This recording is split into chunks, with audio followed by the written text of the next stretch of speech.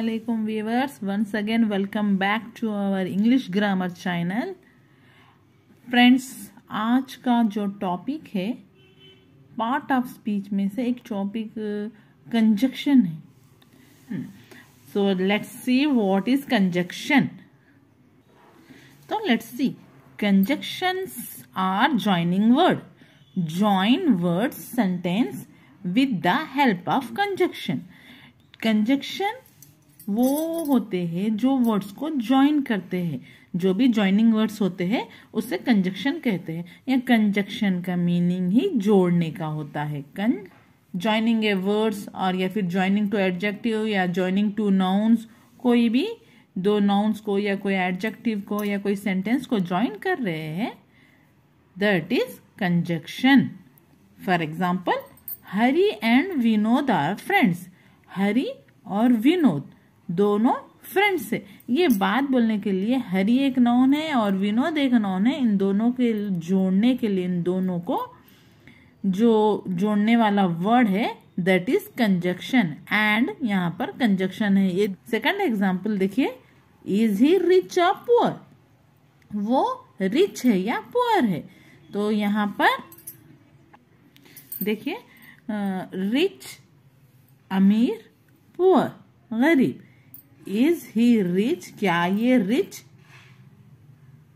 और पुअर, ये और नहीं लगाते थे तो कैसा होता था sentence, is he rich poor, क्या ये अमीर गरीब. ये एक कंप्लीट सेंस या करेक्ट फॉर्म नहीं है. इसको एक वर्ड जोड़ना पड़ेगा जिसकी वजह से ये पूरी कंप्लीट सेंटेंस बनेगा. तो वो वर्ड जो जुड़ रहा है, जो ज्वाइन हो रहा है, ये दो वर्ड्स को मिला रहा है, that is conjunction. Here rich is adjective, poor is another adjective, और ये दो एडजेक्टिव को जोड़ने वाला word is conjunction. And see here, she is absent today because she is not well. वो आज एब्सेंट है आज. ये एक पूरा कंप्लीट सेंटेंस हो गया, पूरी मीनिंग दे रहा है. और एक सेंटेंस है देखिए, शी इज नॉट वेल, वो उनकी तबीयत ठीक नहीं है. ये एक सेंटेंस है. ये दो सेंटेंस अपने आप में पूरे है, पूरा मीनिंग दे रहा है, मगर ये दोनों सेंटेंस को एक वर्ड जोड़ रहा है जिससे हमको इनकी रीजन मालूम हो रहा है कि ये एब्सेंट क्यों है. सो जो रीजन दे रहा है या फिर जो वर्ड ज्वाइंट कर रहा है दो सेंटेंस को, वो भी एक कंजक्शन रहेगा. तो फ्रेंड्स, आपको आइडिया मिल गया होगा कंजक्शन किसे कहते हैं. कोई दो वर्ड्स या सेंटेंस को या एडजेक्टिव को मिलाने का काम या ज्वाइन करने का काम करता है, उसे कंजक्शन कहते हैं. अगर आप इस चैनल के लिए न्यू हैं तो please don't forget to subscribe. और पसंद आया है और हेल्पफुल हुआ है तो प्लीज लाइक कर दीजिएगा. और एग्जाम्स चल रहे हैं तो please don't forget to share with your friend because sharing is caring. तो नेक्स्ट मैं एक डाउट एक्सप्लेन करना चाहूंगी जो मुझे कमेंट सेक्शन में आया था कि what is the difference between to and too. Here the spelling is, to की स्पेलिंग TO2 रहेगी और यहाँ पर टू की स्पेलिंग TOO2 रहेगी. ये टू और यह टू दोनों का प्रोनाउंसिएशन, दोनों की साउंड सेम रहेगा, मगर स्पेलिंग और मीनिंग डिफरेंस रहेगा. यहाँ पर टू के, ये टू प्रीपोजिशन होगा, इनका काम कुछ रिलेशन बताना होगा. और यहाँ पर टू एडवर्ब रहेगा जो किसी क्वालिटी या किसी वर्ब की और खासियत बताएगा या फिर उसमें थोड़ा और ज्यादा डिस्क्राइब करेगा. Got it. देखिए, मैंने एग्जाम्पल लिखा है यहाँ पर टू और यहाँ पर टू. ये टू जो हमें कुछ प्लेस या डायरेक्शन का रिलेशन बताता है. He is going to market. को, जिसे हम को भी कहते हैं हिंदी में, he is going to market. Market को जा रहे हैं.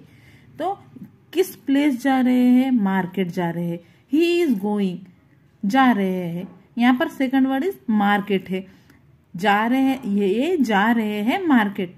मार्केट में जा रहे हैं, मार्केट को जा रहे हैं, मार्केट पर जा रहे हैं. हम जब तक हमको ये प्रीपोजिशन नहीं मालूम होगा तब तक हमें पता नहीं चलेगा कि इनका रिलेशन क्या है. जा रहे हैं तो मार्केट में अंदर जा रहे हैं या मार्केट से जा रहे हैं या मार्केट के बिहाइंड से जा रहे हैं या बिसाइड से जा रहे हैं, मार्केट को जा रहे हैं या को, तो ये वो प्लेस को रिलेट करता है, ये रिलेशन बता रहा है वो कि जा रहे हैं मार्केट को। तो here to is use to show the relation of the place. ठीक है, यहाँ टू ये एक्स्ट्रा चीज बता रहे हैं या फिर एक्सेसनेस या बहुत चीज बताना चाह रहे हैं, तो वहां पर टू यूज किया जाएगा। जैसा शी इज टू ब्यूटीफुल, यहाँ टू बोल तो ये ब्यूटीफुल है, ये शी इज ब्यूटीफुल, ये ब्यूटीफुल है, ये बात हमको पता चल गई कि वो खूबसूरत है। मगर जैसे ही यहाँ टू लगा दिए मतलब बहुत खूबसूरत है। आई होप आपको ये डाउट क्लियर हो गया होगा। तो नेक्स्ट चलो अपने टॉपिक पे चलते हैं। फर्स्ट मैं आपको बताना चाहूंगी एक एग्जाम्पल के through, the fish is in the pot. ये फिश पॉट के अंदर है। ये सेंटेंस में इन क्या कंजक्शन है या प्रीपोजिशन है? नहीं, ये कंजक्शन नहीं है, ये प्रीपोजिशन है। कंजक्शन का काम सिर्फ मिलाना होता है, दो वर्ड्स को या दो सेंटेंस को या दो नाउन या एडजेक्टिव को मिलाना होता है।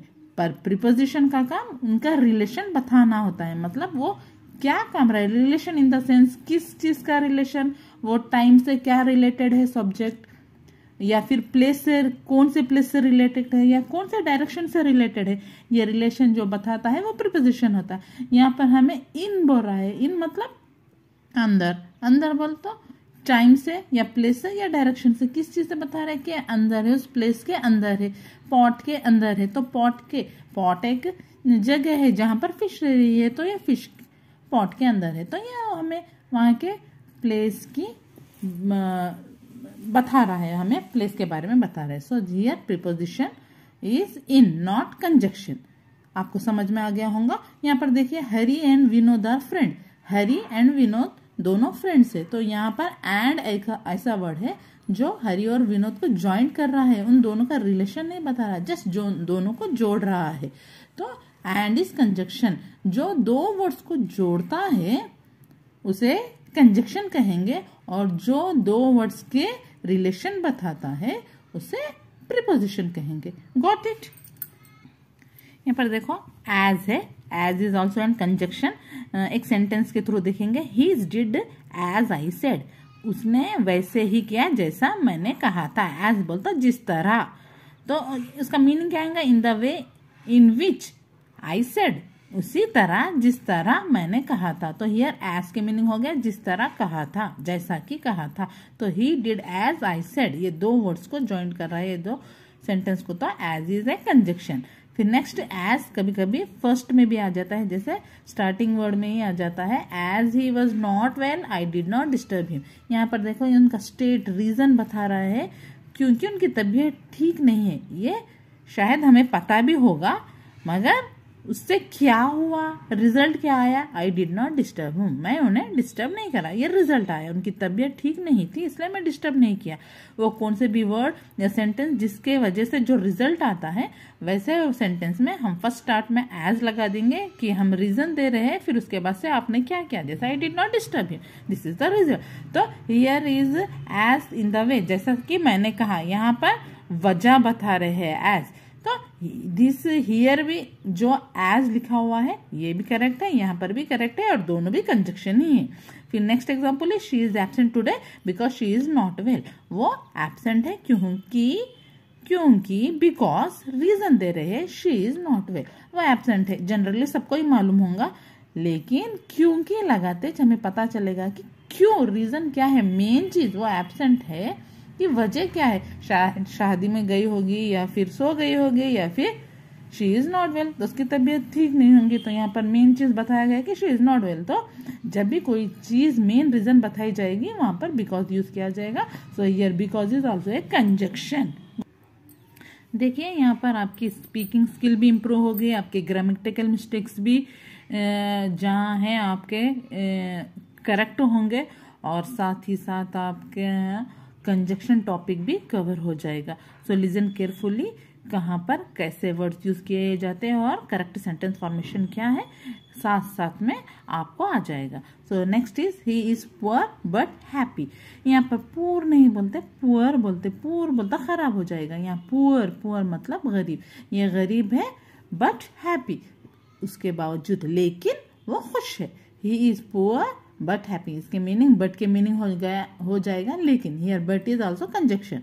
फिर everyone but Rohit has come, everyone but Rohit has come, यहाँ पर सब बट रोहित हैज कम, जिसका मीनिंग हो गया सब आए लेकिन एक्सेप्ट रोहित नहीं आए। तो मतलब यहाँ पर रोहित को छोड़कर सब आ गए। तो यहाँ पर बट का यहाँ पर यूज एक्सेप्ट बताने, किसी एक को एक्सेप्ट, एक के अलावा बताने के लिए भी बट यूज किया जाता है। तो ही is poor but happy, here is conjunction but, and here everyone but Rohit has come, here but is also an conjunction। यहाँ पर देखिए since I was poor I could not buy a new car, यहाँ पर reason दे रहे हैं। तो ये since भी एक वर्ड है जो हम कार लेने की वजह, नहीं लेने की वजह क्या है, क्योंकि मैं गरीब हूँ। और ये दो वर्ड को ज्वाइन कर रहा है since, क्योंकि दिस रीजन दे रहा है। तो this is also A conjunction, since I was poor I could not buy a new car।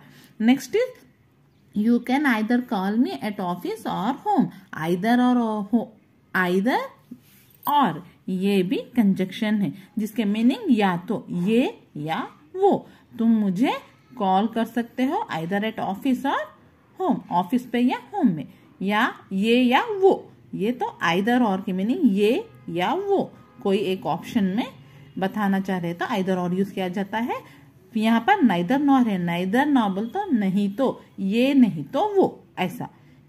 Ravi is neither good in study nor in sports, Ravi ना तो वो स्टडीज में गुड है ना ही स्पोर्ट में, ना तो नाइदर ना ही nor.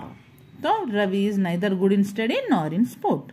Neither and nor is also conjunction. We play cricket until evening, until के माने जब भी हम टाइम के बारे में बात करते हैं या फिर फॉर्मली बात करते हैं, तो जब किसी से मीटिंग में या फिर किसी टीचर्स या फिर फॉर्मल लैंग्वेज में बात करेंगे, जब हम अंटिल यूज करेंगे। We played cricket until evening, यहाँ पर टाइम बता रहा है, जब तक, कब तक खेले, इवनिंग तक।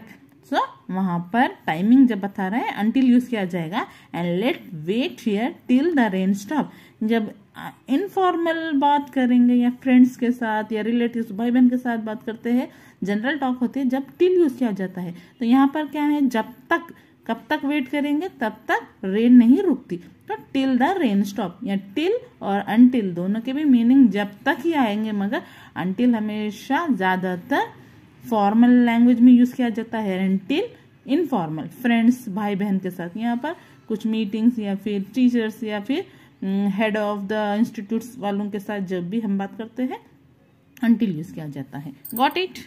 तो अगर आपको कुछ डाउट है तो प्लीज कमेंट सेक्शन में बताइए, ताकि मैं जिस तरह अभी 2 और 2 का जैसा डाउट क्लियर किया है वैसे ही डाउट क्लियर करने की कोशिश करूंगी। और प्लीज पूरा वीडियो देखिए, ताकि अगर मैं आपको समझ में नहीं आया तो फिर से और एक बार रिकैप करके देखिए, ताकि आपको पूरा कॉन्सेप्ट समझ में आ सके और एग्जाम में कुछ कंफ्यूजन ना हो सके। तो नए टॉपिक के साथ नेक्स्ट वीडियो में मिलेंगे, तब तक के लिए catch you later. Thank you very much. जज़ाकल्लाह खैर।